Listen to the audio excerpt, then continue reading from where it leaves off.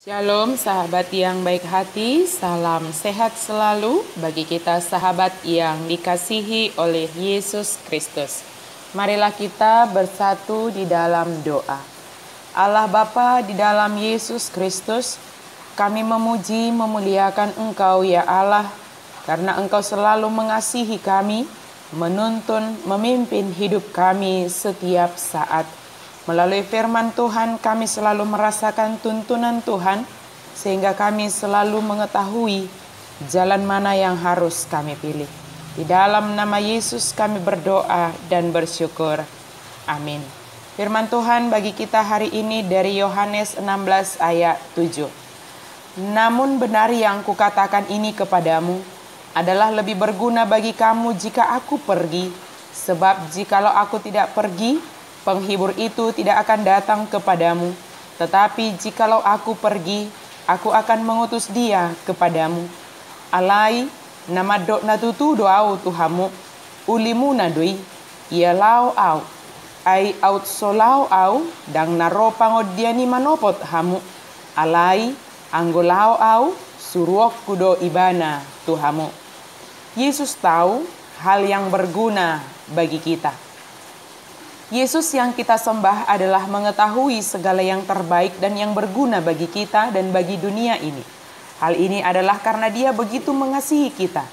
Dia menginginkan agar kasih Allah itu sampai ke seluruh dunia dan penyertaannya dirasakan oleh semua orang, oleh dunia ini.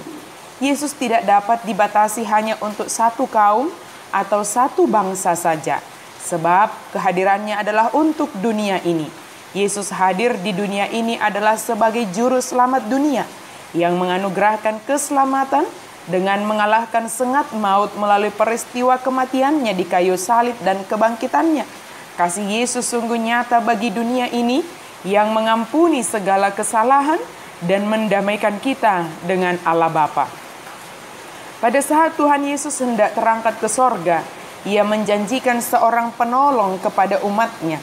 Penolong itu adalah Roh Kudus, yaitu roh kebenaran. Ia akan memimpin kamu ke dalam seluruh kebenaran, sebab ia tidak akan berkata-kata dari dirinya sendiri, tetapi segala sesuatu yang didengarnya itulah yang akan dikatakannya, dan ia akan memberitakan kepadamu hal-hal yang akan datang.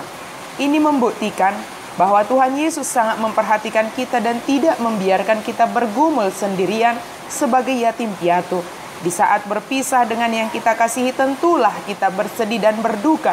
Namun peristiwa kenaikan Tuhan Yesus bukanlah seperti perpisahan yang meninggalkan duka. Sebab kepergiannya meninggalkan janji bahwa Dia akan mengutus roh penghibur yang akan menyertai, menguatkan dan membekali mereka untuk menjadi saksi Kristus.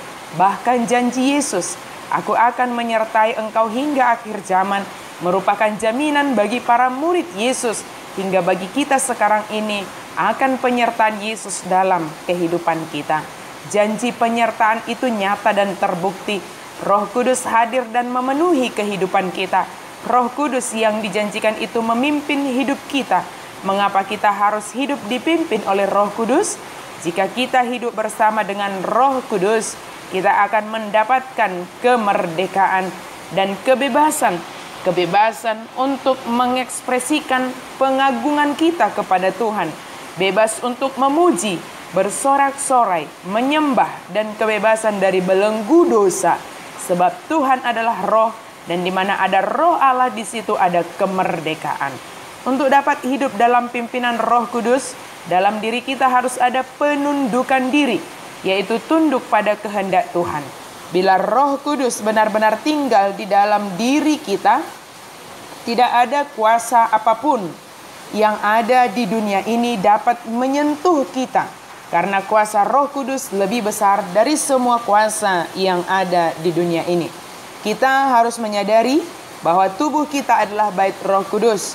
Oleh karenanya kita harus berusaha hidup dalam kekudusan senantiasa dan tidak merusaknya dengan perbuatan-perbuatan yang cemar, sehingga Dia akan betah tinggal diam di dalam diri kita. Bila kita hidup menurut roh dan tidak menuruti segala keinginan daging, maka apa yang telah dijanjikannya akan kita peroleh juga, yaitu penebusan yang menjadikan kita sebagai anak-anak Allah.